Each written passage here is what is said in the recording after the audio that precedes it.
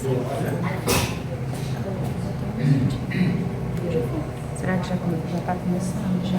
Como é que eu sei, Vinícius, que está começando? Você dá um gol, por mais que ele fique girando, ele já vai. Ah, tá. Eu não tinha observado isso aqui.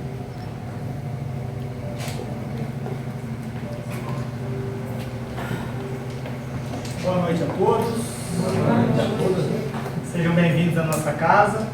Mais um dia de estudo, né? Na segunda-feira, na noite, a gente traz temas do Evangelho. Hoje, vamos tratar aí do Antigo Testamento, né?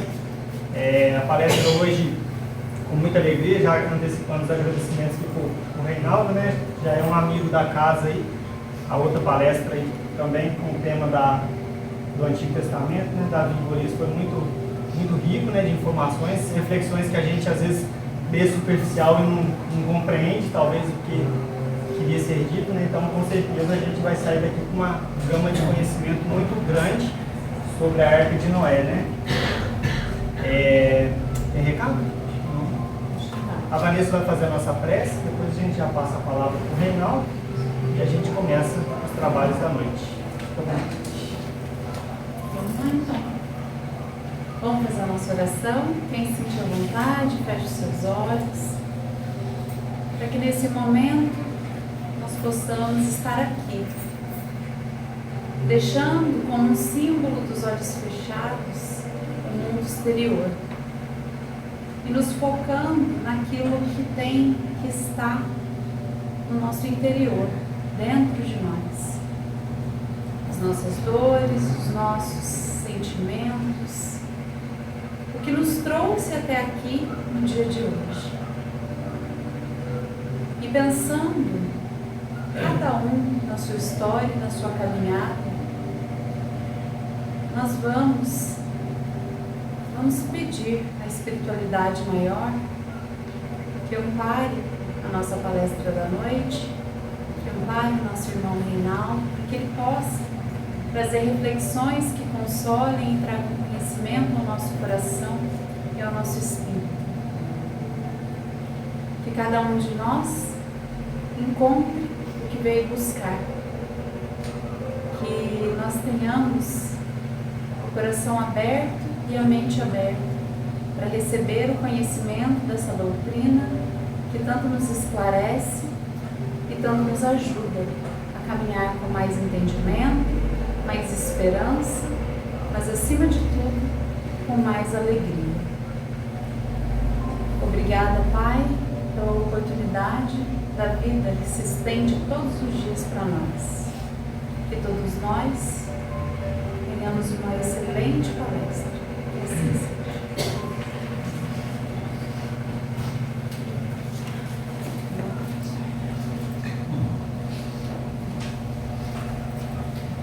Boa noite a todos, meus irmãos, minhas irmãs. Que Jesus nos abençoe, nos ilumine, nos envolva em suas mãos augustas, para que nesses momentos que aqui viemos buscá-lo, possamos encontrá-lo. É uma alegria estar aqui compartilhando com vocês desse clima de amizade, de fraternidade, proposto por nosso querido Kardec, para que as casas tivessem esse ambiente de coexistência fraterna. E é uma imensa alegria. Por isso eu trago o abraço dos trabalhadores, dos companheiros lá do Aula Celeste de São Lourenço a todos vocês aqui. Nesse clima mesmo de alegria cristã, de amizade, de estarmos compartilhando, né? De amigos, de corações amigos que nos recebem tão bem, tanto no plano físico quanto no plano espiritual. Hoje trouxemos um estudo a respeito da Arca de Noé e o grande dilúvio. É um tema polêmico, é um tema onde a ciência e a fé entram em xeque um com o outro e cada um traz para consigo a sua concepção. Hoje vamos trazer uma proposta à luz da doutrina espírita, com entendimento, com a chave que Kardec nos fala, nos prolegômenos do Livro dos Espíritos. Sem ela, não adianta tentar adentrar o conhecimento doutrinário do Evangelho, pois muitas coisas ficarão, inteligíveis. Eu queria começar fazendo uma pergunta para vocês começarem já pensando. Quem aqui acredita que, de fato, ocorreu o grande dilúvio e a Arca de Noé? Quem acredita que ocorreu de fato, levanta a mão.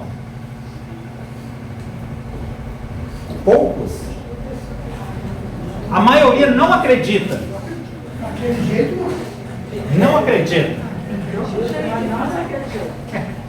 Muito bem.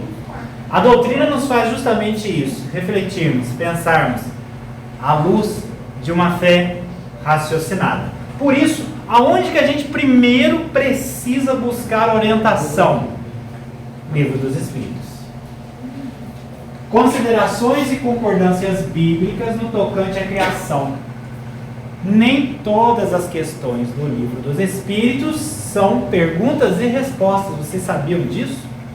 Essa questão 59, por exemplo, não é pergunta e resposta. Vamos ver a elucidação que Kardec nos faz. Questão 59. Se eu estiver errado, o Carlos Gomes vai correndo lá pegar o Livro dos Espíritos e me mostrar que eu estou errado. Vocês confiram em casa. Questão 59. Os povos hão formado ideias muito divergentes acerca da criação de acordo com as luzes que possuíam. Apoiada na ciência, a razão reconheceu a inverossimilhança de algumas dessas teorias, inclusive da Arca de Noé. A que os espíritos apresentam confirma a opinião de há muito partilhada pelos homens mais esclarecidos. Kardec nos coloca que realmente há, muitas contradições e que a ciência, muitas das vezes, à luz da razão, nos traz essas teorias transcritas no Evangelho e no Antigo Testamento como impossíveis. E os espíritos superiores dizem a Kardec que eles também concordam com a ciência. A doutrina espírita anda lado a lado com a ciência. Continuando. A objeção que se lhe pode fazer é de estar em contradição com o texto dos livros sagrados, que a ciência está em contradição com os livros, os testamentos dos profetas. Mas um exame sério mostrará que essa contradição é mais aparente do que real. Quando vamos fazer um estudo aprofundado, vamos entender que essa contradição não existe. É só aparente. E que decorre do quê? Da interpretação dada que muitas vezes o que tinha só sentido alegórico a gente quer levar no pé da letra. O povo hebreu que escreveu o Antigo Testamento, ele é muito rico em figuras alegóricas. Por isso precisamos aprofundar num estudo sério. E aí a gente vai ver que essa contradição é só aparente, não é real. Vamos buscar mais esclarecimento antes de adentrarmos a interpretação da passagem que está no livro Gênesis. Está na Gênesis. Livro A Caminho da Luz, capítulo 7, o povo de Israel. Quem escreveu a Gênesis? Quem escreveu, a nossa história, tema do nosso estudo de hoje? Vamos lá entender quem que é esse povo de Israel? Segundo Emmanuel, no capítulo 7, o judaísmo e o cristianismo. Estudando-se a trajetória do povo israelita, verifica-se que o Antigo Testamento é um repositório de conhecimentos secretos dos iniciados do povo judeu. Bom, Kardec já deu uma pista para a gente, o Emmanuel agora também nos dá. Qual que é a pista? O Antigo Testamento é um repositório secreto de muitos conhecimentos.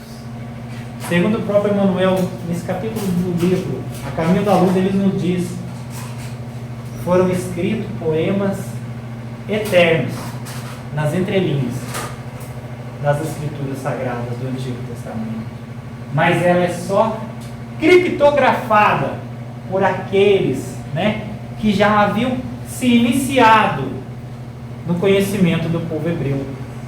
As lições que foram grafadas, conservadas, como a grande riqueza daquele povo, não são lições simples, são lições lindíssimas, mas são conhecimentos secretos que só aqueles judeus que já haviam se iniciado no conhecimento da raça dos profetas é que conseguiam compreender essas figuras alegóricas a qual Kardec se refere no item 59 do Livro dos Espíritos.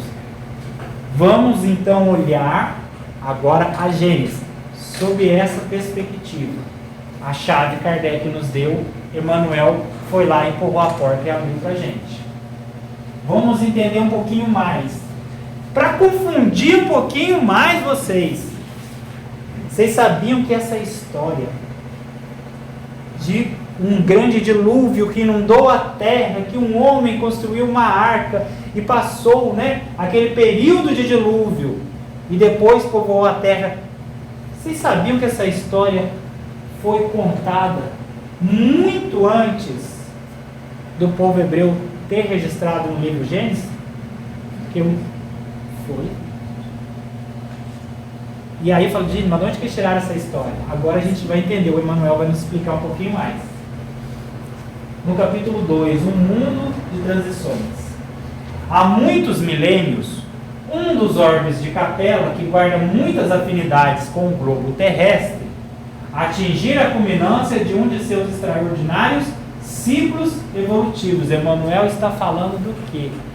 Que lá, na constelação de Capela, havia um mundo em que chegava na culminância, no momento de transição planetária, de planeta de prova e expiação para planeta de regeneração. As lutas finais de um longo aperfeiçoamento estavam delineadas, como ora acontece convosco, relativamente às transições esperadas do século XX nesse crepúsculo da civilização. Havia naquele momento, lá atrás, num orbe, num planeta que tinha sua rotação em torno da estrela de Capela, um planeta muito semelhante com o nosso, passando o que a gente está passando hoje. Item 3. Espíritos exilados na Terra, unidos novamente, eles foram exilados, trazidos para a Terra, uns por expiação, outros por missão. Unidos novamente na esteira do tempo, formaram desse modo o grupo dos Árias, aquela região da Europa, parte do Oriente, aonde foi contado pela primeira vez essa história da Arca de Noé. A civilização do Egito, povos extremamente evoluídos que vieram como missionários. O povo de Israel foram os que escreveram o Antigo Testamento e as castas da Índia. Por isso a explicação à luz da doutrina espírita é com razão. Por isso que essa história foi dita, de um grande dilúvio em diversos pontos do planeta. Imaginemos lá atrás, 7.000 anos atrás, não tinha comunicação, não tinha internet. Como é que eles souberam? Coincidência? Não, não é coincidência, tá? Olha, vamos entrar na Gênesis para a gente começar a entender agora. Capítulo 6, versículo 17. Porque eis que eu trago um dilúvio de águas sobre a terra, para desfazer toda a carne em que há espírito de vida debaixo dos céus, tudo que há na terra expirará. A história em si começa agora, que a Gênesis é grande, o livro da Gênesis é grande. Ele começa lá no versículo 17. Tá? Vamos entender? Dilúvio de águas. Trago um dilúvio de águas. Há figuras alegóricas. Lembra, Kardec nos falando? Há alegorias que os iniciados do povo judeu conheciam e que foi se perdendo. A gente tem muita figura de linguagem que a gente usa hoje. Não é verdade? Todo mundo usa. Mineiro, então, tudo é trem. Aí a gente pode falar, muito bem, vou fazer um pé de meia. Vocês entendem. Não vou costurar um pé de meia. Vocês sabem. Será que daqui a 7.000 anos eles vão entender essa figura de linguagem? Está dando para compreender que eles usavam igual a gente usa hoje? Quem era iniciado conhecia, os outros não. Dilúvio. Vamos buscar a definição. Chuva muito intensa, abundante e permanente que causa enchentes e alagamentos. Dilúvio não é uma chuva forte. Teve uma chuva forte semana passada aqui em Itajubá. Chuva forte. Dilúvio não, é uma chuva permanente que causa estragos muito maiores do que uma chuva forte. É uma chuva constante, tá? Dilúvio de águas. Água naquele sentido, né, evangélico. É o elemento que nos traz a vida. Todos nós que precisamos reencarnar na matéria, precisamos vir numa nova experiência. O primeiro contato nosso com a vida no útero materno é com a água. O nosso corpo físico, hoje, que eu tenho, é muito mais água do que sólidos. Isso é ciência, não é doutrina espírita. Mas a água como instrumento, elemento para a vida. Na visão espírita, o que é a vida? Isso aqui não é a nossa vida, isso aqui tudo é transitório, inclusive meu corpo. O que é de fato a vida, né? A água representa a vida na sua totalidade transcendente. Emoções, sentimentos e experiências, isso é a vida. É o que você vai levar dessa experiência, é o que você trouxe de outras experiências. A nossa vida são as emoções, os sentimentos. Isso ninguém pode nos tirar. O ladrão não rouba, a traça não come e a ferrugem não destrói, conforme nos diz a passagem evangélica. Então havia um dilúvio de águas. Vamos traduzir isso? Era uma inundação de emoções e sentimentos de todas as nossas experiências existenciais. Havia naquele momento um dilúvio de águas. Havia uma inundação de emoções, de sentimentos, de todas as minhas existências transcendentes. Para que veio o dilúvio? Conforme está lá, né? No versículo 17. Desfazer toda a carne que há espírito de vida.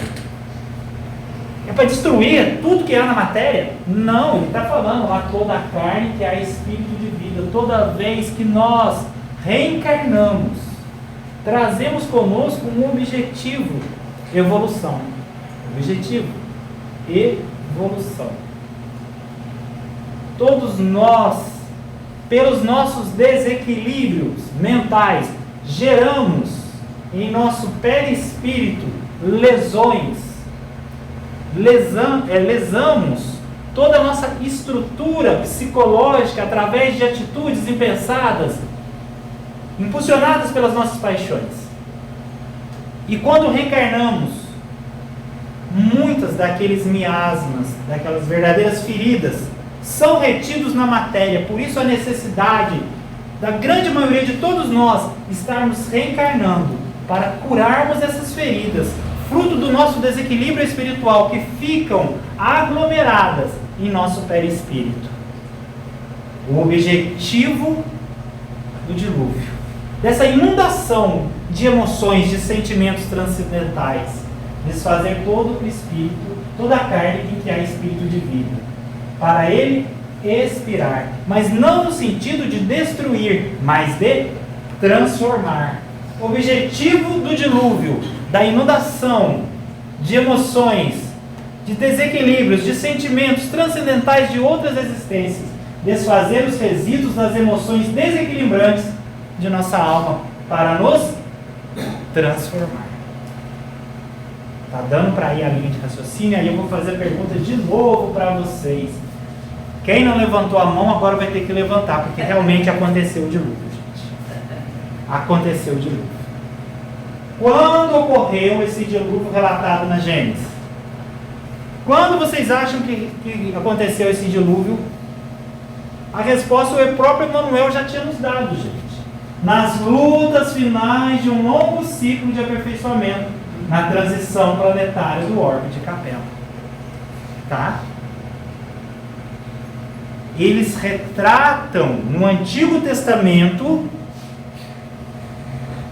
todo aquele momento do dilúvio de águas, da inundação de perturbações emocionais, sentimentais, próprios de uma transição planetária. Houve sim um dilúvio, mas esse que está retratado na Gênesis não aconteceu na Terra, aconteceu lá em Capela. Aconteceu em Capela. Qual que era o objetivo do dilúvio? Desfazer todos os desequilíbrios, né, resultantes das nossas incúrias, das nossas paixões, para nos transformar. Muito bem. Gente, mas para que ele escreveu isso? Para que eles registraram isso? Porque toda transição planetária tem o seu momento do dilúvio. É uma dica, é uma orientação para nós há 7.000 anos atrás do que a gente está passando hoje. Vocês vão ver agora na leitura. Eles transcreveram o momento de perturbação do grande dilúvio de águas, inundação de sentimentos, de perturbação. Qual o objetivo? Como você pretende atravessar o período do grande dilúvio? A gente aprofundando o estudo, vocês vão entender melhor essa foto. Olha nós lá, ó, jogado no mar das nossas emoções, ora vai, ora volta, ora afunda, mas afunda mesmo. Vem aqui no Nefa, já começa a submergir, mas depois afunda, porque a gente está ali. O que aconteceu? Um dilúvio. São as emoções. A gente vê, Jesus anda sobre as águas. Ele está acima das paixões desequilibrantes, das emoções, né, da humanidade. Você caminhar sobre as águas. Ali a gente está jogado na água e, ó, cada hora está de um jeito. A gente sai daqui com cheio de propostas positivas. Lembra lá do Davi Golias? A gente está lá no alto da colina. Sai lá fora, meu filho. Qualquer ondinha, qualquer marolinha, joga a gente para onde quiser. Como que você quer atravessar o dilúvio? A transição planetária, assim ou assim? É para isso que eles escreveram, transcreveram com figuras, né, alegóricas, conforme diz Kardec, a transição planetária de Capela.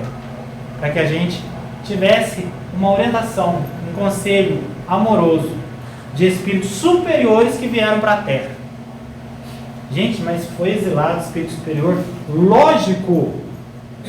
Nem todos vieram por expiação. Muitos vieram por missão.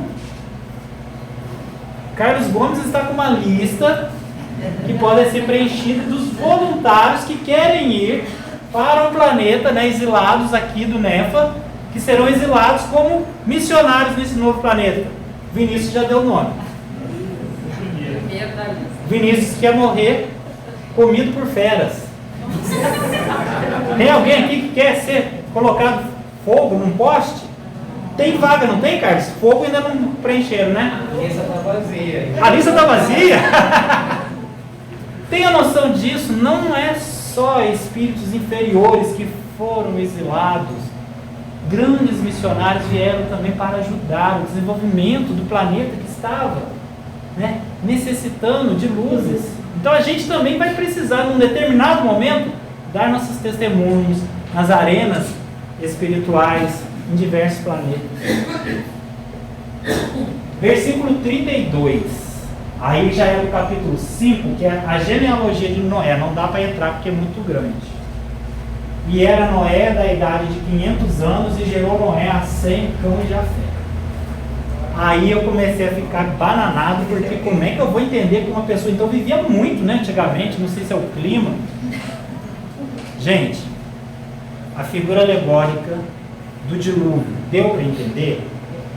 É o momento, vocês estão vivendo isso ou aqui em Itajubá ainda não tem isso? Lá em São Lourenço já chegou o dilúvio, viu, gente? Aqui eu acho que eles são privilegiados. Está chovendo só chuva, não tem, né? Não está inundando de emoção. Ninguém está inundado de emoção, graças a Deus. Mas Noé também não é um personagem, é uma figura alegórica do quê? De um perfil psicológico. É um perfil psicológico, é um convite, uma orientação para todos nós para atravessarmos com mais segurança o momento do grande dilúvio da transição planetária. Noé não é uma pessoa de 500 anos, é um perfil psicológico, tá? Vamos começar entendendo isso, esses 500 anos. Na linha, tá, evolutiva na Terra, isso a gente estuda melhor no livro Êxodo. Não dá para me trazer muito aqui agora, senão não vai dar tempo. Nós temos, dentro desse ciclo evolutivo do homem que sai do princípio inteligente do reino animal e entra como espírito, individualidade. Isso aqui é a aula de evangelização infantil que as professoras aqui dão. Elas já me falaram. Quando ele entra como individualidade, ele tem livre-arbítrio, ele sai da escravidão dos instintos. Ali é o primeiro momento, onde ele sai do Egito. É o povo hebreu, é a Páscoa, é a primeira festa deles. A libertação do povo hebreu, a libertação do princípio inteligente, dos seus instintos que o escravizam. Mas ali, o povo hebreu tem, eles chamam de Shavua, é um ciclo completo, com objetivos. Períodos em que o homem tem suas provas e expiações e adquire o conhecimento proposto. Então, é um ciclo gigantesco, é evidente, desde lá do princípio inteligente, que entra como individualidade, com livre-arbítrio, ele abusa. Então, ele divide em 7 etapas até chegar na última etapa, que é a construção do tabernáculo, que é onde eles chegam, né, junto a Canaã prometida. Então, todo o êxodo é o êxodo do Espírito, é um mapa do êxodo do Espírito no reino hominal ou hominídeo, qualquer nome que vocês queiram. Então, Noé é um perfil psicológico de alguém que está na 5ª etapa desse ciclo completo. O número 7 representa o ciclo completo. Aí a gente vai ver. Quem era o pai de Noé? Lameque. Quantos anos tinha Lameque? 777 anos. Brincadeira, será que tinha? Não. Ele está falando o quê? Um espírito com perfil psicológico que já atravessou, já fechou o ciclo no reino nominal, já adentrou as esferas celestes. Já venceu essa etapa. Noé não. Noé tem 500 anos, ele está no 5º momento, 5ª etapa daquele ciclo. Está faltando só 2, mas essa daí é demorada, viu? Representa uma etapa desse ciclo. A 5ª etapa é o despertar da consciência, o conhecimento das leis divinas. É quando o espírito já se libertou há muito tempo da escravidão do reino animal, dos instintos. Mas agora, na 5ª etapa, ele desperta a sua consciência para as leis divinas. A transcrição de Noé é o perfil psicológico de alguém que já despertou, está na 5ª etapa do ciclo evolutivo no reino hominal, que já despertou as leis divinas. Eu tenho certeza que todo mundo que está aqui não entrou aqui por acaso. Tinha muito mais coisa para fazer em casa. E se hoje está aqui, vocês já estão na 5ª etapa. Graças a Deus eu também já estou na 5ª etapa do meu ciclo. Já abusei muito do meu livre-arbítrio quando eu saí do reino animal. Mas hoje, eu já estou desperto às leis divinas. Tá? Tá dando para entender que Noé não é uma pessoa. É um perfil psicológico. É um recado, uma recomendação, um conselho, no momento de transição planetária, no momento de dilúvio de águas, tá? Para alguém que já tem a consciência desperta. E Noé tinha 3 filhos. Se ele não era uma pessoa, como é que ele tinha filho, gente? A Giane já me perguntou isso. Não, gente, vamos devagar. Sem, Cão e Jafé. E é por ordem, olha a inteligência do povo hebreu, eles são fantásticos, são espíritos muito evoluídos. Aqui, se Noé não é uma pessoa, Sem, Cão e Jafé também não são. São o quê? São os 3 níveis de consciência. Que todos nós, mesmo estando despertos para as leis espirituais, trazemos conosco. O filho mais velho, qual que é? O primeiro que ele fala? Sem. É a superconsciência. Por que é o filho mais velho? Porque fomos criados simples e ignorantes, mesmo lá no reino mineral, quando éramos princípio inteligente, já tínhamos a centelha divina do Criador. Por isso é o mais velho, a superconsciência. Sem. Filho mais velho, o cão É o filho do meio. É a inconsciência. O que é isso? É psicologia, né? Psicanálise. Inconsciência. É toda aquela experiência que ele trouxe lá do reino animal, dos instintos. Danado, a gente vai ter que carregar esse filho aí, viu? E vamos ter que carregar o nosso filho mais novo. Esse é o mais novo, é o nosso caçula. A gente só tem ele agora quando começou o nosso reino nominal. É o Jafé. É a nossa consciência. Na psicanálise a gente vai entender o nosso filho mais velho, né? O superconsciente, o superego. É responsável por incutir sentimentos elevados, buscando levar o consciente, o ego, a se comportar de maneira moralmente perfeita.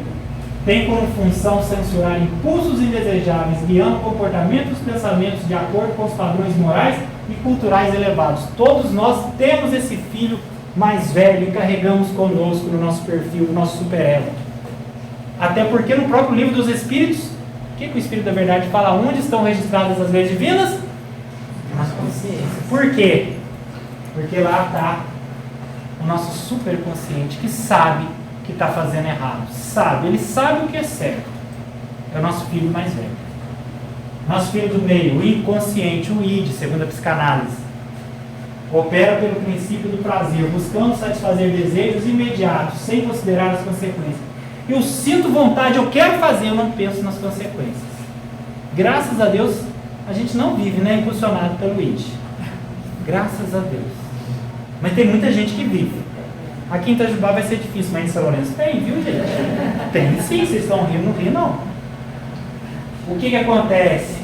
Há uma luta entre o meu superconsciente, a minha centelha divina, o meu superego, que sabe o que é correto.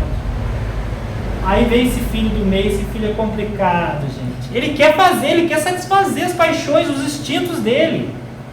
Mas ele não quer medir as consequências. É o animal, é a fera que habita dentro de nós. E o Jafé, o filho mais novo, é a consciência, é o ego, é a razão. Guiado pelo princípio da realidade, limita os desejos do id, do inconsciente, que são considerados inadequados para a situação. Ele equilibra as exigências do id e as regras do superego e as demandas da sociedade. Calma aí, seu irmão, eu sou mais novo, mas você segura a onda aí, você tem que pensar nas consequências, você já sofreu muito. Você já pagou muito caro por isso, não dá mais para caminharmos impulsionados pelos nossos instintos. O ego faz isso. E aí a gente vem na palestra e a gente escuta a mensagem. Vocês estão com a mensagem aí da Alcione no bolso, do Renúncia? Todo mundo recebeu? Aí a gente vê a mensagem da Alcione, aí já vem o ego falando lá pro superego, calma, eu não sou o Chico ainda. Eu não sou o Divaldo para aguentar isso não, tá vendo?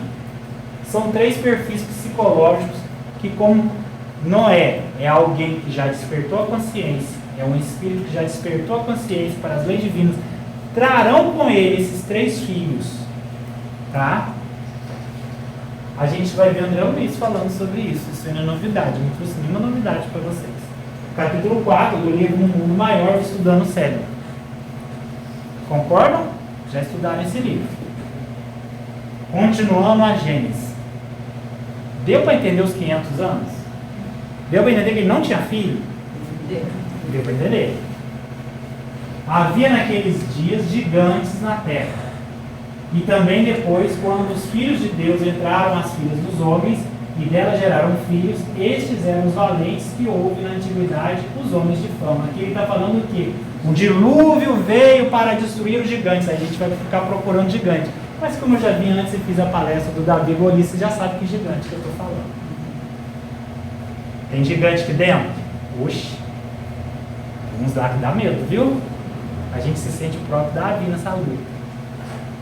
O dilúvio de águas veio para transformar esses gigantes, os reinos inferiores que habitam dentro de nós, e esses valentes, aqueles que adentraram a terra com missões superiores, mas em comum ali com os habitantes do planeta Terra, desenvolveram o quê? Inteligência, sinapses nervosas, sinapses rápidas, raciocínio lógico, mas usaram para o mal. Os valentes da antiguidade, O dilúvio veio para destruir esses gigantes que existem dentro de nós. E esses valentes que trouxeram todo o seu conhecimento, mas mal conduzido para o mal. E viu o Senhor que a maldade do homem se multiplicara sobre a terra e que toda a imaginação dos pensamentos do seu coração era só má continuidade. Isso acontece na nossa transição planetária ou só aconteceu de Capela? Porque toda transição planetária é igual. Por isso que é muito importante estudarmos as orientações, os conselhos desses missionários hebreus que trouxeram a orientação de um grande dilúvio, de um momento de transição. A terra, porém, estava corrompida diante da face de Deus. Ele não está falando do planeta Terra, mas a terra lá, ó, coração. Lembram também dos gigantes, a luta, né, por terra, onde que era a guerra? Lembra? Livro dos Espíritos, terra, sentimentos. O coração estava corrompido perante a face de Deus e encheu-se a terra de violência, sentimentos, coração. E viu Deus a terra, e eis que estava corrompida, porque toda a carne havia corrompido o seu caminho sobre a terra. Idêntico ao que a gente vê nos dias de hoje. Agora é a parte essencial do nosso estudo. Ele apresenta a condição que se encontrava a Capela na transição planetária, que é idêntica à que a gente passa hoje.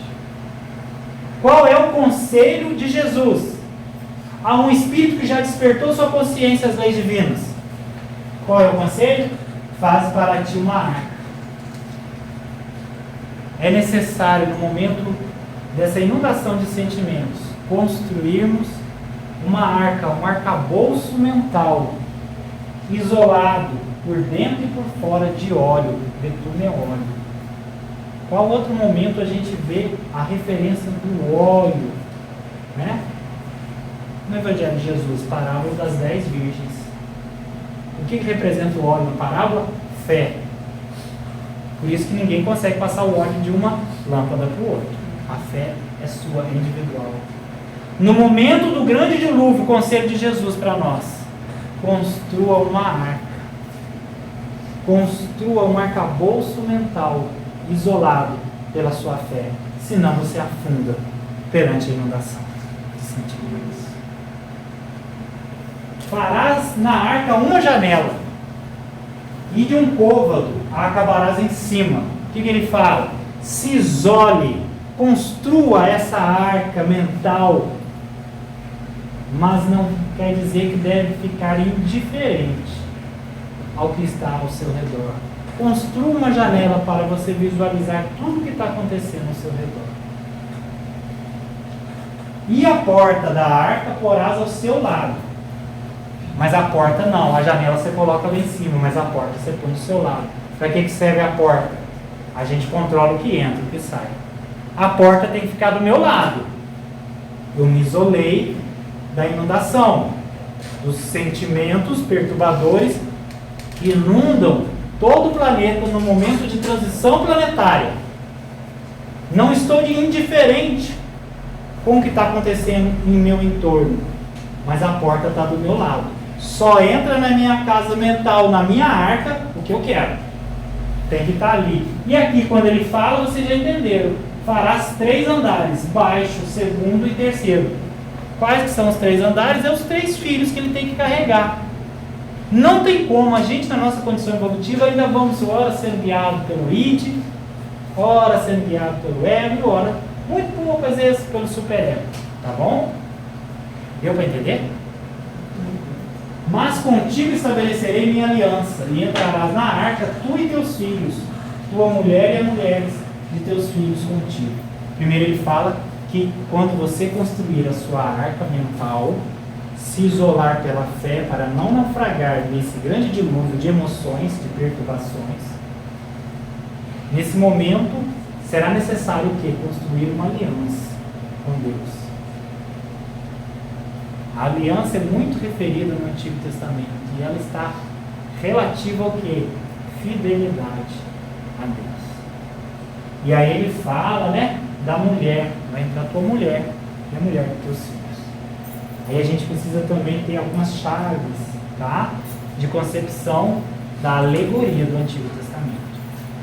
Mulher, lá no Antigo Testamento, traz nesse contexto o seguinte: ela representa a sensibilidade, o campo das ideias, lugar onde o campo, o pensamento é fecundado. A mulher, fisiologicamente falando, ela é muito mais sensitiva do que o homem. Isso é fisiológico. Então a mulher, naquela figura de linguagem, traz o quê? A sensibilidade, a ideia, o pensamento. E o homem? A ação que executa as ideias, operacionalidade, colocar em prática. Essa figura de linguagem. Por quê? Há mulheres, nessa representação, que têm ideias fantásticas, mas não conseguem ser boas líderes, boas chefes. Há homens que trabalham incessantemente, têm muita força, mas também não conseguem ser operantes nesse sentido de liderança, de conduzir algo em sua vida. Por quê? Porque sempre tem que ter um equilíbrio homem-mulher. Não é só ideia, tem que fazer. Não é só fazer, tem que pensar antes. Por isso que quando eles trazem macho e fêmea, homem e mulher, é no sentido de equilíbrio. Mulher, pensamento, ideia, sensibilidade. Homem, ação, operacionalidade. Ele não está falando de homem e de mulher, ele está falando do quê? De sentimentos, de ações. Tem que ter equilíbrio, senão não funciona. Tá? Não é nada de homem e mulher, aí a gente vai entender agora. E tudo que vive de toda a carne, 2 de cada espécie, farás entrar na arca para conservar vivos contigo, macho e fêmea. Está dando para entender? Por isso que ele pede para trazer os animais macho e fêmea. Traga o equilíbrio, sensibilidade, pensamento e ação. Por isso que ele fala, de todos os animais limpos, tomarás para ti 7 e 7. E o macho e sua fêmea, mais os animais que não são limpos, 2. O macho e sua fêmea. Por que ele está falando isso? Lembra das nossas experiências pelo reino animal? Não é só experiência ruim. É necessário que o espírito, na sua evolução, passe pelo reino animal. Ele vai trazer muitas experiências positivas. Das experiências positivas dos animais limpos, lembra da chavua? Traga todas as suas experiências. 7. Chavua hebraica. Ciclo completo. Todo o seu aprendizado.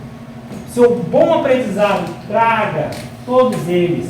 Macho e fêmea nesse equilíbrio. Mas das experiências ruins, dos animais não limpos, das experiências ruins, traga o mínimo. Traz só 2, o macho e a fêmea. Traz o mínimo. Mas das experiências boas que você teve, que são importantes para você hoje no reino hominal, tragam todas. O ciclo completo, 7 e 7. Está dando para desvendar os números? É inteligível se você for ler ao pé da letra, não é? Mas, usando as figuras alegóricas do povo hebreu, a gente começa a compreender. É super inteligente a configuração deles, mas está, como diz Emmanuel, escrita, né, secretamente, com entendimento apenas para os iniciados do povo hebreu. Também as aves do céu, todas aquelas experiências daqueles reino animal, daqueles animais que viviam acima, que não rastejavam pela terra. 7 e 7, traga todas. Macho e fêmea, equilíbrio, pensamento, sentimento e ação. Porque passados ainda, agora começa a piorar um negócio da história, gente. Infelizmente, vocês estão achando que estava engraçado, agora pior. Porque passados ainda 7 dias, lembra do 7 da chavua, não é 7 dias no pé da letra, passado um ciclo completo de aprendizado. Quando foi escrito isso aí? Já faz 7 mil anos. Caramba, então já passou o ciclo? Fazer as contas, já passou. Quando passar 7 dias, passaram na chavua, um ciclo completo, farei chover sobre a terra 40 dias e 40 noites, e desfarei sobre a face da terra toda a substância que fiz. E fez Noé conforme tudo que o Senhor lhe ordenou. Quantos anos tinha Noé naquela época? 500. Era um espírito, né, um perfil psicológico de um espírito que já havia despertado, tá, para as leis divinas. 5ª etapa do ciclo completo. Mas passou um ciclo Ele teve um ciclo, uma etapa com provas e expiações. E ele adquiriu o conhecimento. E era Noé da idade de 600 anos quando o dilúvio de águas veio sobre a terra. Aí as pessoas ficam querendo levar. Demorou 100 anos para construir a arca. Pelo amor de Deus, não tem nada de 100 anos para construir a arca. A arca é aqui. É justamente isso. Por quê? Porque ele foi avisado num ciclo anterior, numa etapa bem anterior, sobre o que iria acontecer lá na frente na transição planetária. Ele construiu a arca, ele isolou a arca, ele trouxe para dentro da sua casa mental só as experiências positivas, negativas, ele trouxe o mínimo possível. Ele conseguiu o equilíbrio macho e fêmea, pensamento e ação. E naquele momento que o dilúvio veio para Noé, para aquele espírito que já estava desperto para as leis divinas, ele já não tinha mais 500 anos, ele tinha 600. O que significa isso? O número 6 representa a penúltima etapa desse ciclo, que é 7. A sexta etapa, o momento de aferição de valores, o testemunho da fidelidade perante as leis divinas. Ele já não era um espírito que apenas estava desperto às leis divinas. Ele já tinha avançado por outra etapa. Ele já tinha desenvolvido o quê? Fidelidade. Porque para atravessar a arca de Noé, para atravessar o grande dilúvio, construindo essa arca, nesse perfil psicológico, não basta conhecer as leis divinas, está na quinta etapa, não basta. Isso aí foi lá atrás. Já passaram 7 dias, já passaram um ciclo, uma chavura. Agora, quando o dilúvio vem, Noé está preparado. Ele já está no 6º ciclo. Ele já desenvolveu o quê? A fidelidade a Deus. Aí ele consegue atravessar o momento do grande dilúvio sem naufragar. E nós? A gente não tem ciclo muito assim, esse não é para levar isso ao pé da letra, né? A gente começa um e vai terminando o outro, quase que no finalzinho de um vai começando o outro. Nós estamos já despertos há algum tempo nessa quinta etapa, 500 anos. Mas será que já completamos a sexta etapa? Já podemos ter essa certeza que somos fiéis a Deus? Eis a grande questão. Porque tudo que foi avisado há 7 mil anos atrás. E agora, na hora que veio o dilúvio, é que a gente está começando a entender os pormenores. E aí fica a nossa questão. Como você pretende atravessar o período de transição planetária que a gente vive de inundação de sentimentos nos nossos dias atuais? Olha nós aqui, ó. Vamos atravessar assim? A gente é imortal, não é? Vai morrer? Não vai, mas vai ficar jogado para lá e para cá, não vai? Isso acontece com a gente nesse momento de transição planetária, nessa inundação de sentimentos desequilibrantes. Jesus, através desses grandes missionários, há mais de 7 mil anos, nos orientou ao quê?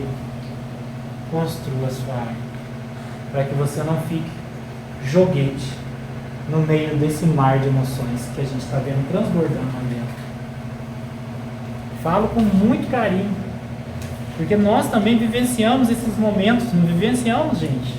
Eu não estou na sexta etapa concluída, estou tentando a minha sexta etapa de fidelidade a Deus. Por isso tem hora que eu também fico balançado.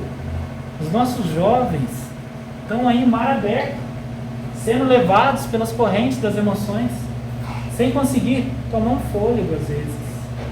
Construa a sua arca. Isole-a pela fé, senão se afunda. Não se mantenha indiferente, mas controle de perto o que entra e o que sai aqui. Traga todas as experiências boas nesse equilíbrio, pensar e agir dos reinos inferiores, que você já vivenciou com um princípio inteligente. Mas é um momento difícil, realmente muito difícil, que muitas das vezes a gente vai atravessar como um náufrago, nessa grande perturbação que a gente vive, de emoções, de sentimentos. Foi o recado deixado por espíritos extremamente evoluídos que não vieram aqui por missão, mas vieram por amor. Nos aconselhar para que nos preparemos e a gente não se preparou. Fica até a deixa com outro estudo, o Apocalipse. O Apocalipse tem relação com a Arca de Noé, o momento de transição planetária.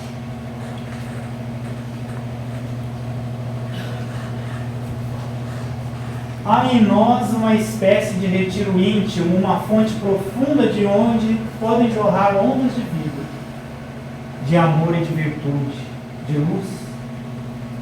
Ali se manifesta esse reflexo, esse germe divino escondido em toda a alma humana. O mal é feito de contraste, qual a noite ou é do dia. Não tem existência própria. O mal é o estado de inferioridade e de ignorância do ser em caminho da evolução.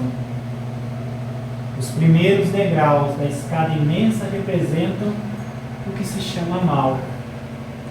Mas à medida que o ser se eleva, realiza o bem em si, em torno de si, o mal vai atenuando-se e depois esvanece. Leon Denis, o grande enigma.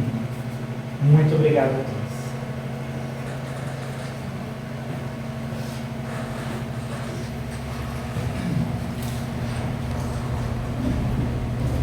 Em nome do Núcleo Espírita, né, Fraternidade e Amor, agradecer as palavras do nosso amigo Reinaldo, né, que veio lá de São Lourenço, trazer essa reflexão mais abrangente para nós sobre a Arca de Noé, né?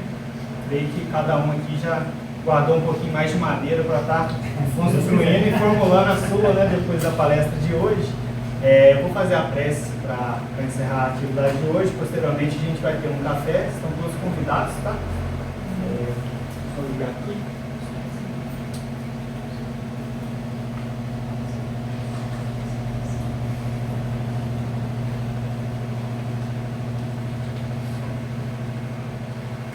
Então, quem se sentir à vontade, quiser neste momento fechar os olhos para uma conexão maior com o plano superior, que possamos ter sempre em nossa mente a gratidão, por mais que muitas vezes não enxergamos o que nos acontece, o que nos ocorre, o que estamos passando como algo bom, mas sabemos da bondade divina, esse ser puro, ser de puro amor e justo, que coloca em nossas vidas não o que queremos, mas o que precisamos como espíritos imortais, ainda nesta caminhada, com o intuito de atingirmos a nossa purificação, de sermos espíritos puros, perfeitos, para também, assim como nosso Mestre Jesus, nosso guia, podermos servir de exemplo para a prática do amor, mostrando para as humanidades subsequentes o modo como agir, o modo de como viver.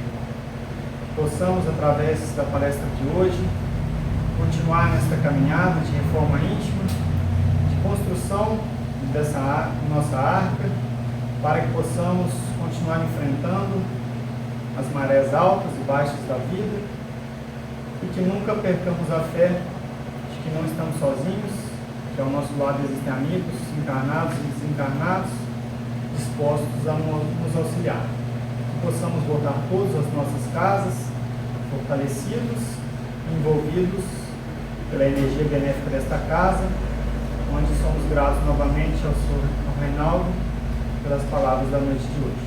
Que assim seja. Café lá na cozinha, gente, fica à vontade.